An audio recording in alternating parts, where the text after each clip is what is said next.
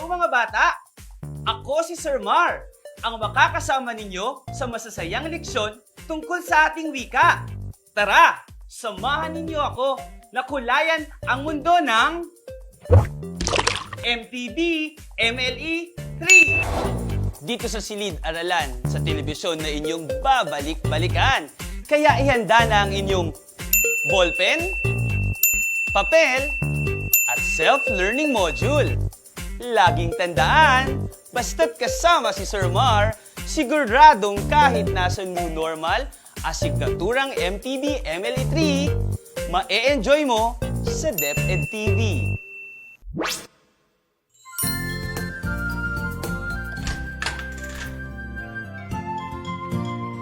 Kumusta? Handa na ba kayo? Simulan na natin ang inyong paglalakbay sa mundo ng asignaturang MTB MLE 3. Sama-sama nating lakbayin ang episode na ito ng masigla.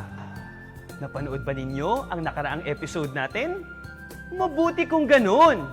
Tara, ipagpatuloy na natin ang inyong paglalakbay sa kabanatang ito. Ngayon naman, nais nyo bang matutuhan gumawa ng tula? Tara, isasama ko kayo sa bagong leksyon na ito tungkol sa pagsulat at pagbuo ng tula. Tara na!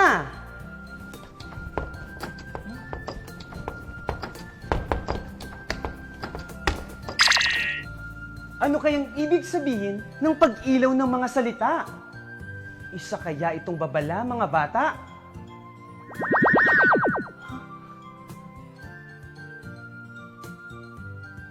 Ito na ang mahiwagang tanong. Pagbilang ng pantig ay mahalaga. Sa pagbasa ng maayos sa pangungusap, ito ay nakatutulong pa. Anong leksyon kaya ang inaral nyo na? Ano kayang sagot sa mahiwagang tanong? Tama! Mahusay mga bata! Ang tamang sagot ay ang pagbaybay o pag-spell ng mga salita. Wow! Bumukas na ang mahiwagang pinto! Tara mga bata, pasukin na natin!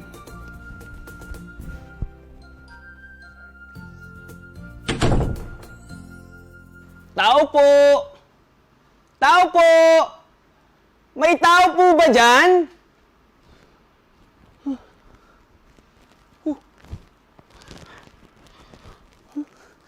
Ang gara ng damit ko! Nandito ka rin pala, Maski! Huwag kayong kabahan, Sir Mar! Kaya natin to! At ngayon naman ay pakinggan at salubungin natin ang isang masigabong palakpakan ang huling kalahok sa pagbigkas ng tula. Bata, ano ang iyong ginagawa? Di ba't sa bahay lang? Para nyo ng awa. Huwag lalabas nang sa COVID-19 ay di mahawa. Isa-isip lagi ang kalusugan ng di mapariwara. Nakinig ng mabuti sa inyong mga gulang. Huwag pasaway, tumulong sa gawaing bahay, at huwag mag-aaway. Bigyang halaga anumang bagay. Lahat ng ito'y mula sa Diyos maging ating buhay. COVID-19, masyadong mapinsala. Walang sinasanto, bata man o matanda. Maging mga doktor, pulis, mga tendera at iba pa. Sa COVID-19, sila'y pinahirapan, iba'y nawala. Magkaisa tayo, manalangin sa Diyos na may likha. Malagpasan natin lahat ng pagsubok na ating kinahaharap. Huwag mawalan ng pag-asa sa ating dinaranas na hirap, sapagkat alam nating may bukas pa at may hinaharap. Kaibigan, sama-sama tayo, magtulungan tayo. Social distancing, gawin sa iyong kapwa-tao. Hand washing, huwag limutin upang virus ay puksain. Magsuot ng mask at panatilihin ang kalinisang mithiin. Kaya ating labanan, COVID-19. Huwag mawalan ng pag-asa, ating damhin. Magandang kinabukasan, kayang abutin. Pananalig sa may kapal ang siyang sandata natin. At ang nagwagi sa pagbigkas ng tula ay sina Maski at Sir Mar. Sir Mar! Sir Mar! Sir Mar! Sir Mar! Gising, Sir Mar! Panaginip lang pala. Nakatulog kasi ako kanina pagkatapos ng klase namin eh. Hindi ka po nananaginip, Sir Mar. Maraming bata ngayon ang nanunood at nasasabik pang pag-usapan ang iyong binigkas na tula na may pamagat na puksain, COVID-19. Gayon din ang malaman kung paano bumuo ng isang tula at ano ang mga dapat malaman tungkol dito. Ah? Talaga? Ikaw, gusto mo rin bang malaman kung paano bumuo ng tula? Tara, alamin natin! Kumusta mga bata? Ako muli si Sir Mar. Sabay nating alamin kung paano nga ba sinusulat ang tula. Tara na! Handa ka na ba, Maski? Yes, sir! Magaling! Sagutin ang mga tanong. Ano ang mensahe ng tulang iyong napakinggan at binasa?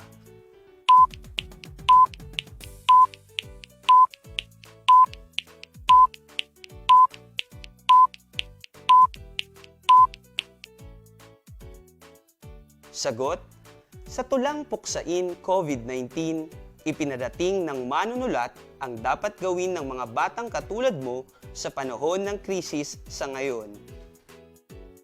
Ikalawang tanong, ano ang napapansin mo sa mga huling salita sa bawat linya?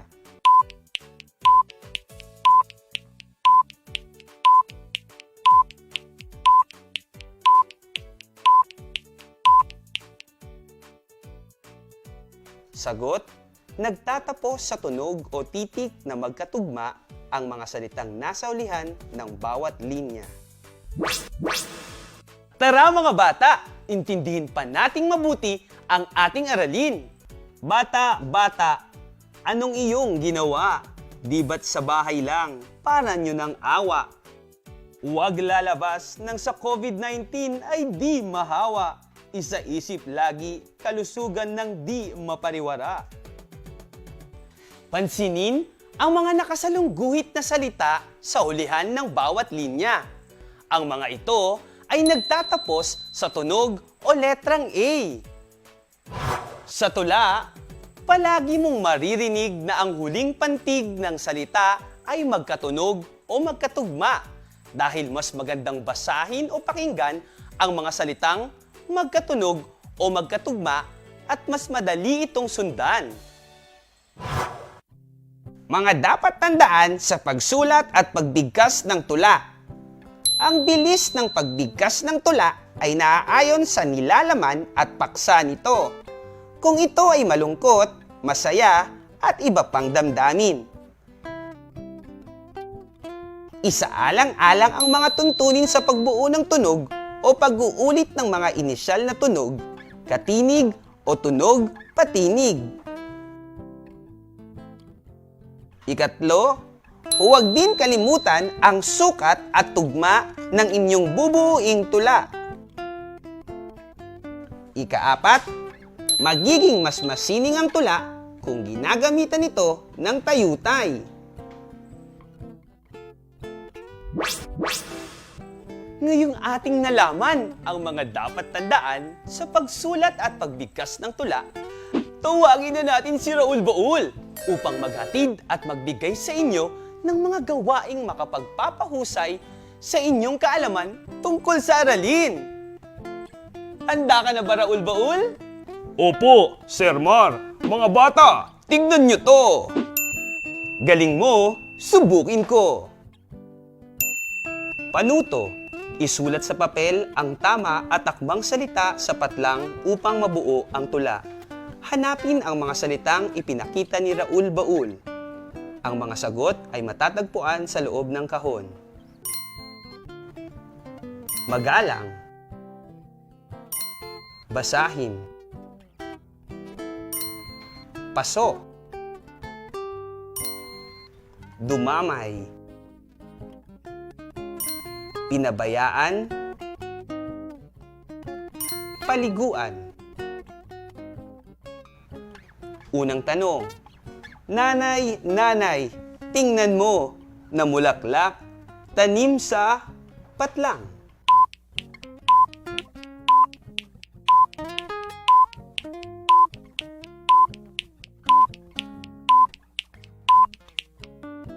Ikalawang tanong, mahal kong inang bayan, salamat, di mo ako patlang.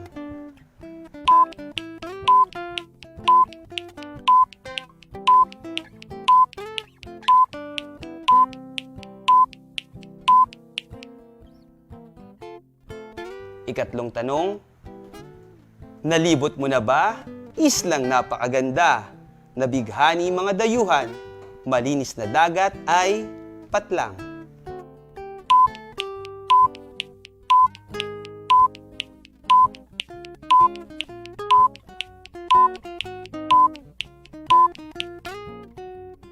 Ikaapat na bilang, noong ako'y bata pa, palaging pangaral ni ina, maging mabait at mapagbigay, sa kagipitan ay handang patlang.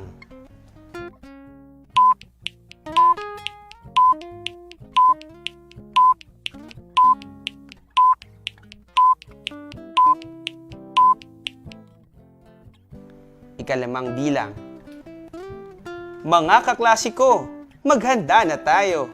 Leksyon ay asikasuhin, aklat ihanda at patlang.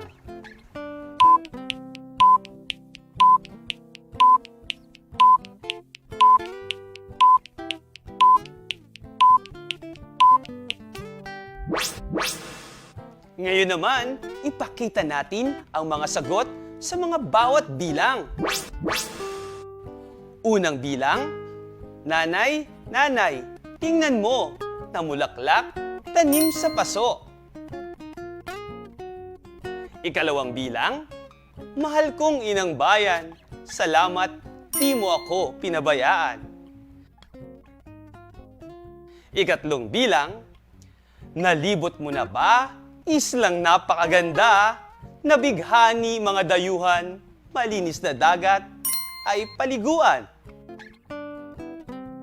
Ikaapat na bilang, noong ako'y bata pa, palaging pangaral ni ina, maging mabait at mapagbigay, sa kagipitan ay handang dumamay.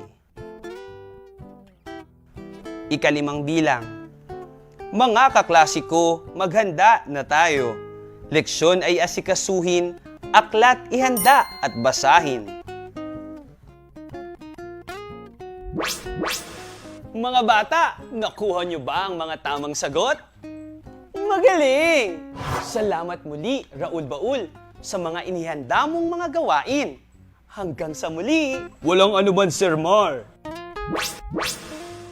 Tara mga bata, para mas lalo pa ninyong mapahusay ang pagsulat at pagbuo ng tula, heto ang inyong takdang aralin. Panuto, basahin ang sumusunod na tula sa ibaba at sagutin ang mga tanong. Isulat ang iyong sagot sa sagutang papel. Maaaring humingi ng gabay mula kina nanay, tatay, kay kuya o ate sa pagsagot. Bunso, bunso, bakit ka malayo? Sana malapit lang nang ika'y matingnan. Pagsasamahan, pagdadamayan, mithiin ang mahal nating magulang. Unang tanong, sa tula sa itaas, ano ang mga salitang magkatugma? A. Malayo, matingnan. B. Malayo, pagdadamayan. C. Pagdadamayan, magulang. D. Matingnan, pagdadamayan. Ikalawang bilang, mga kabataan sa magulang, patlang. Kinabukasan mo'y mapabubutit di mabaliwala. Tuparin ang kanilang inaasam sa iyong kinabukasan. Pagpipilian,